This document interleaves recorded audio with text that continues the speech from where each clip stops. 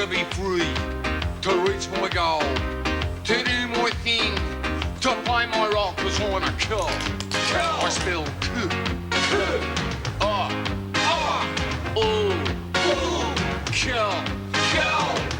Well, kind to be exact. I got a bird that whistles. I got a bird that sings.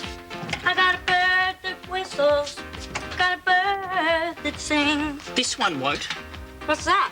There are feathers all over the backyard. The neighbour's cat kill another bird. Either that or it exploded. Oh, yuck, Michael. Well, you know, it's about time something was done about the cats in this neighbourhood. They're wiping out all the local wildlife. I've seen plovers, finches. I even saw a galah once. Where is Colin? He's trying on my suit to wear to this funeral thing. You know, one of his uncles.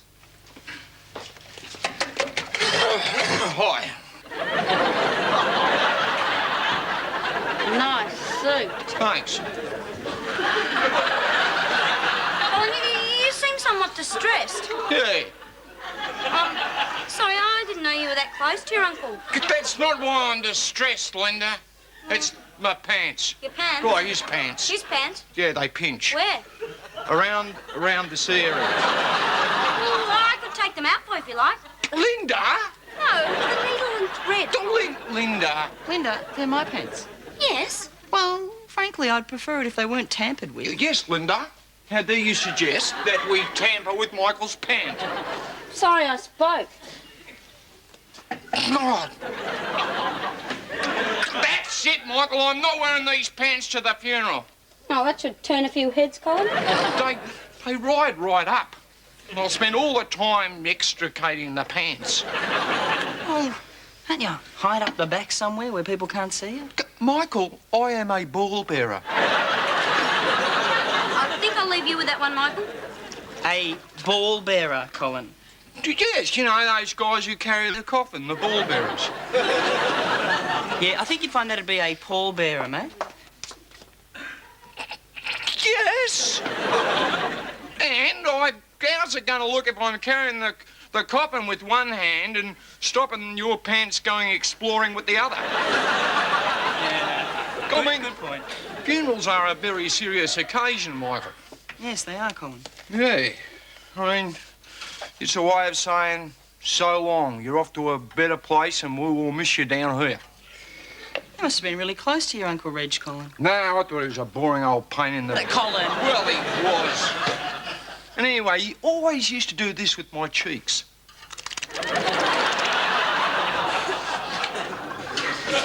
You must have hated that. God, I did. I was 25. Anyway, he wasn't a real uncle. He was actually a Close personal friend of my mother's. Anyway, well, if I'm not going to wear this suit to the funeral, then I'm just going to have to go and hire one. Well, make sure you get something appropriate. No, Linda, I thought I'd go as Ronald McDonald. Ha ha. Yeah. Poor old Uncle Reg. Do you reckon heaven would be a better place than, say, Pittswood? Certainly hope so, Colin. Otherwise, there's going to be a lot of Christians up there who are very disappointed. Imagine going to church every Sunday of your life, and then finally, when you cark it, you discover the afterlife's in Pittswood. You'd be spewing, wouldn't you? I must say, Colin, you seem to be taking a very calm and straightforward attitude towards your uncle's demise. Michael crying will not bring him back. No, it won't. Man, it's just part of the grand plan. Yes, it is. What's that in your hand there? Ah, the neighbour's cat ate another bird. A little birdie died. You going to have some breakfast, Colin? I think I'd rather be alone. Thank you very much. Scrambled eggs? Stop it!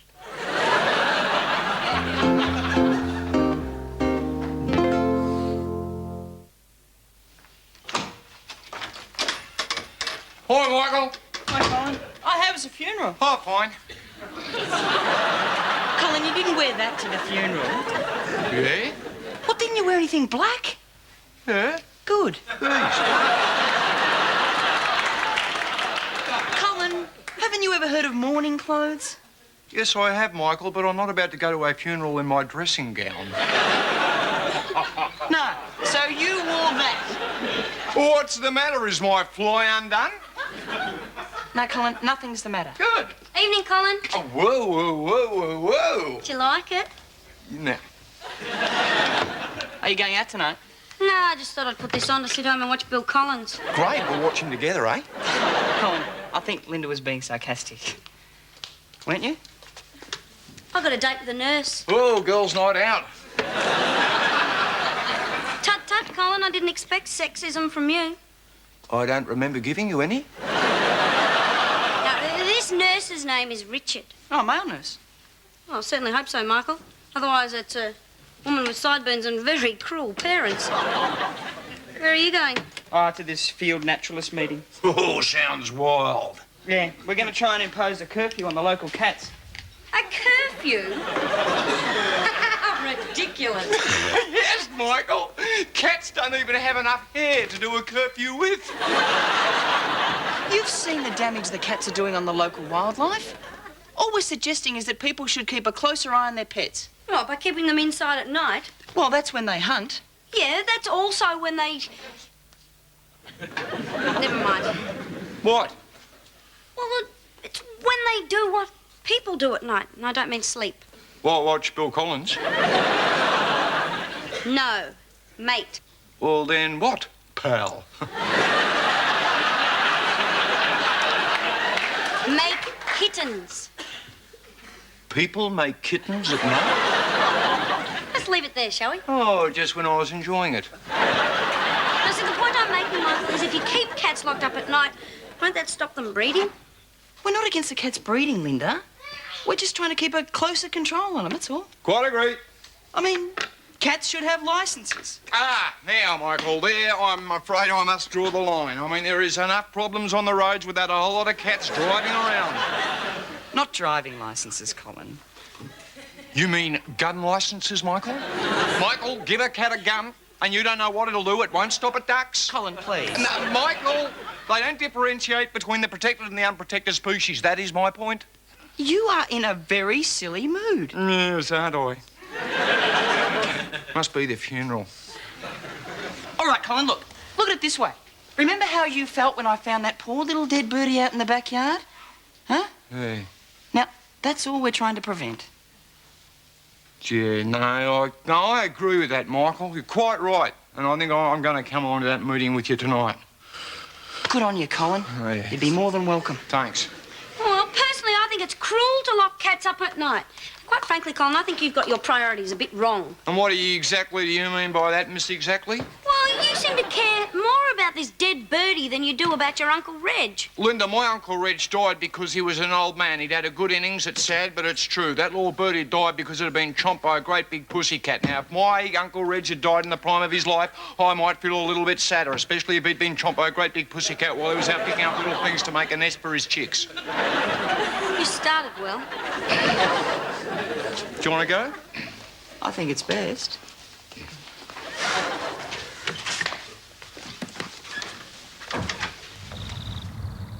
See, now, I bet you didn't know that the bandicoots are also being wiped out by the local cats. No, you're not going to convince me, Michael. I still think that this curfew is a Oh, isn't that gorgeous? That's an eastern barred bandicoot. Oh. Meow. Meow. You right, are you, Michael, or what? Yes? Just making a point, Colin, that's all. Have I got some news for you?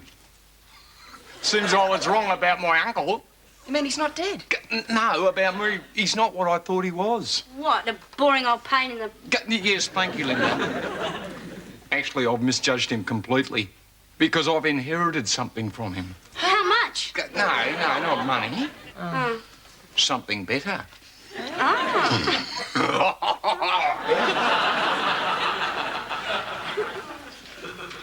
It's a cocky in a cage. Oh, isn't life incredible? There we were talking about native birds being killed off by domestic cats, and simsalabim, my dead uncle bequeaths me a native parrot in a cage. Doesn't life work in mysterious ways? Vicky, say, hello, Colin. Come on. Hello, Colin. Bloody Colin's cocky. Yeah, he can be a bit full of himself sometimes, can't he?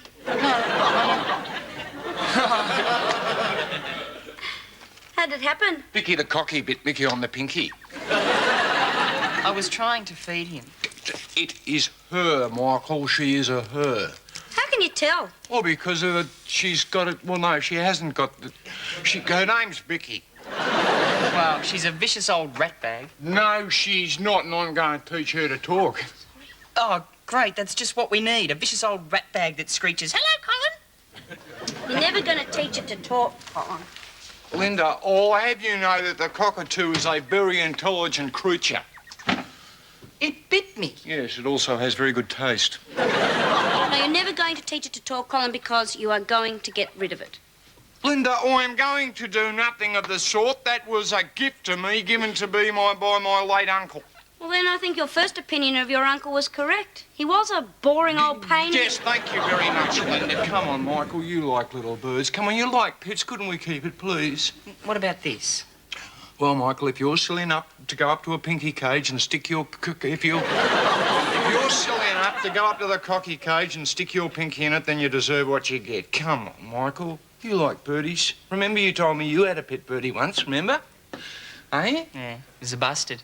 Yeah, but you liked it. I was very fond of it. Yeah, well, come on, Mike. Come and say hello to him. Come on, look. Look at him. Look at her. Look at the love in those little cocky eyes, huh?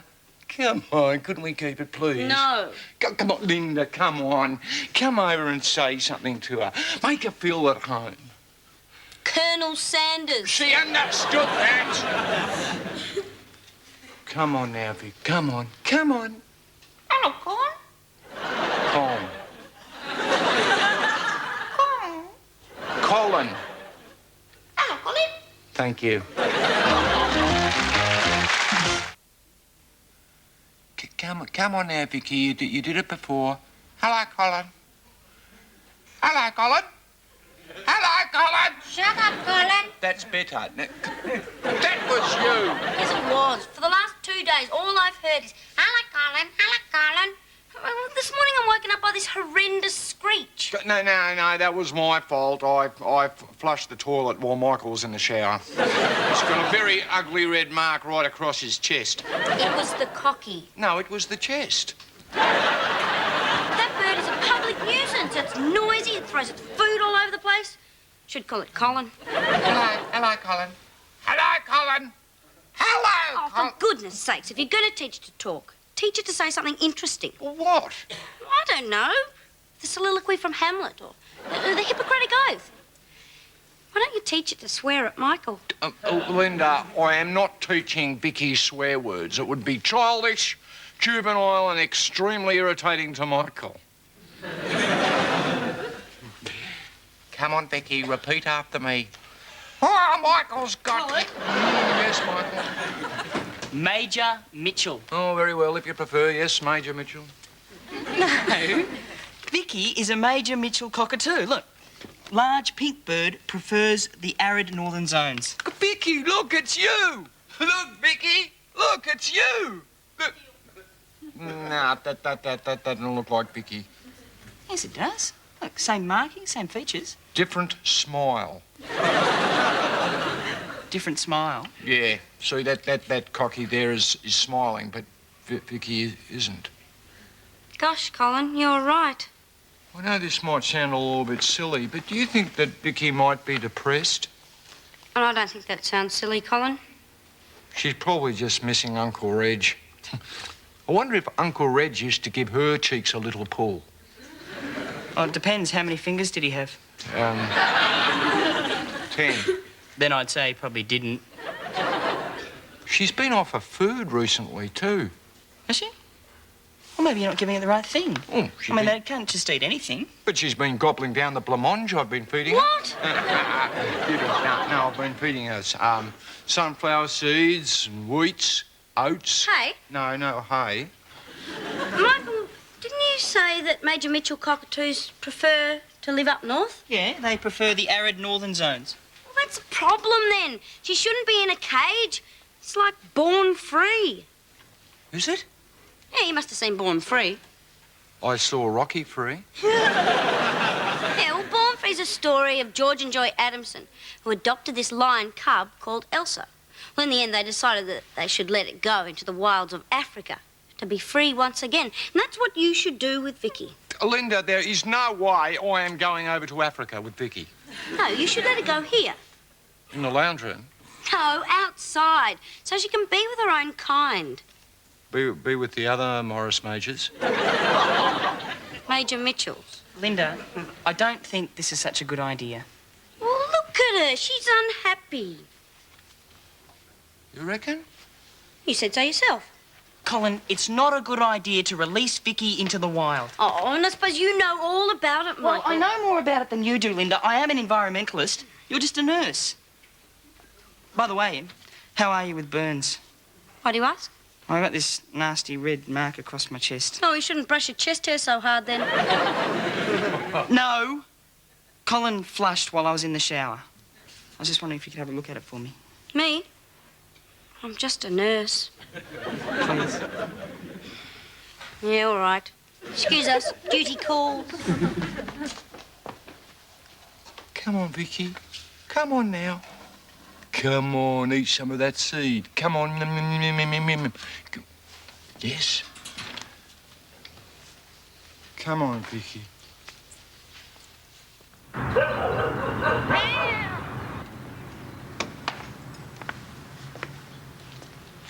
Morning, Michael. Morning, Linda. This usually tastes a bit funny. You've been buying a new brand. It's birdseed. How can that creature eat this stuff? Well, she won't have to anymore. What do you mean? Found these in the backyard. Morning. Vicky, That's all that's left of her. Just a few pink feathers. a cat? Yeah, a But cat. how could a cat open up a cage? Well, I'd say after her little speech last night, Colin went out and released Vicky into the wild. But Vicky was such a big bird. A cat couldn't... Could it? Well, it was domesticated. It's been weak from not eating. Oh, I felt terrible. Colin, sit down, mate. There's something I want to tell you. Oh, good, because there's something I want to say to you first. Linda, I had a little bit of a think about what you were saying yesterday, and this morning I decided to let Vicky go. No, I know I was sad at first too, but then, see, I had this dream last night, and I dreamt that Vicky went off clubbing and met a partner. And they flew off to the northern zones up north there to make their nest and raise their chicks, and then I didn't feel sad anymore. So, what were you going to tell me? Nothing, Colin. Oh, well, I think I might go outside and do a bit of bird washing. Bye. Michael, you sure you cleaned up all traces of Vicky from the backyard? Don't worry, Linda. I got rid of every last feather.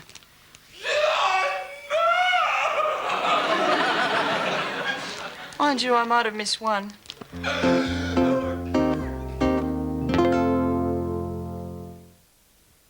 I'm really sorry, Colin. I kind of feel like this is my fault. Well, possibly because it is. Thanks, Michael. Thanks very much. Well, if you hadn't given Colin the idea of releasing Vicky in the first place, then she'd still be here, singing, merrily. She didn't sing. She went... You never liked Vicky, did you? Neither did you. True. But at least I didn't trick Colin into letting her go. Now she's been hacked and mangled into tiny little chewed-up pieces. Yes, thank you, Mike. Sorry. Well, I just think it's cruel to keep native birds in cages. Oh, and I suppose you think it's the height of human kindness to feed them to bloody great moggies. I hardly tied the bird down and called out, "Whiskers time!" No, but you might as well have. Don't you realise how careless it is to release a domestic bird into the wild? Well, I realise that now. It's actually against the law. Oh, lucky for me, I know the name of a really good lawyer. So with any luck, Colin, we'll be able to get off with about 5 years hard labour. Yeah, go on. Now make jokes about it. Oh, well, I've said sorry, Michael. What more can I say? Yes, Michael, she has said she's sorry. Thank you, Colin. And that she didn't know it. Thank you, Colin. And that she's behaved extremely badly and that she should have her bottom smacked. I never said that. I really miss Vicky. I buried her this morning. Well, that's a nice gesture, Colin. Yeah, I was going to cremate her, but that didn't seem like much of a gesture. It seemed more like a roast. Is there anything we can do to cheer you up? Douglas! What? Why don't we get another pet? I don't know about that. Yes, Colin, we can get another cocky. No, not another cockatoo. All right, what about a gang? No, I don't think Linda would be into that. I had a bit of a peruse, you see, around Pittswood today, and as I was looking over all the animals in the pet shops, none of them really tackled my fancy. Until finally, when I was walking past the Pittswood Hotel, I ran into that guy, Frank. You know, the guy who sells the solid gold watches out of the suitcase at the front? Yeah. Well, he was really helpful. And Frank said he'd do me a really great deal. Really great deal on what?